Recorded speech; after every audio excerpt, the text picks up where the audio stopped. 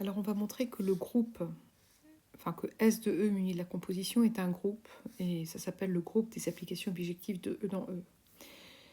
Alors on rappelle en premier lieu que on note E puissance E, l'ensemble des applications de E dans E, ça c'est des choses qu'on a vues.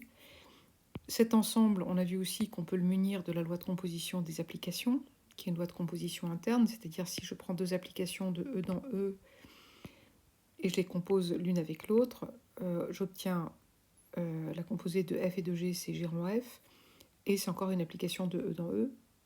Que cette composition est associative, c'est-à-dire peu importe la manière dont j'écris les parenthèses, l'application qui résulte de la composition de trois applications comme cela, c'est la même.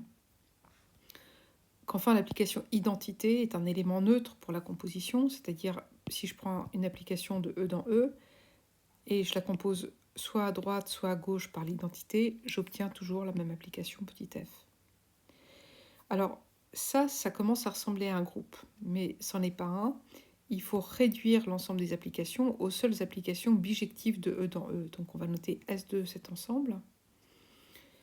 Cet ensemble, on a vu qu'il était stable par composition, puisque la composition de deux injections est injective, la composition de deux surjections est surjective, la composition de deux bijections est bijective.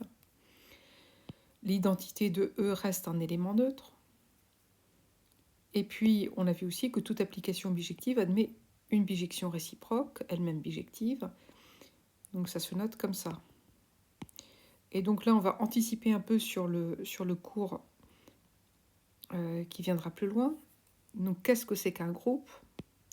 Un groupe, c'est un ensemble muni d'une loi de composition interne, qu'on écrit G étoile. Donc G, ça peut être n'importe quoi, étoile, ça peut être n'importe quelle loi, on l'appelle étoile, mais là, elle va s'appeler rond. Elle peut s'appeler plus, elle peut s'appeler multiplié, elle peut s'appeler comme on veut.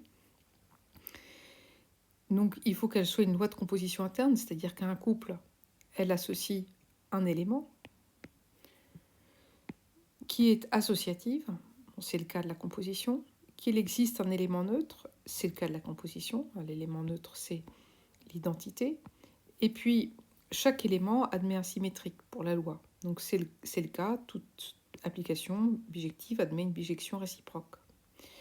Et si on a ces trois propriétés-là, on dit qu'on a un groupe. Et donc notre proposition théorème, c'est que S de l'ensemble symétrique muni de la loi de composition est un groupe non commutatif, parce qu'on a vu également que la composée de deux applications, de deux transpositions, pourvu qu'il y ait suffisamment d'éléments dans l'ensemble, la composition de deux transpositions n'est pas commutative.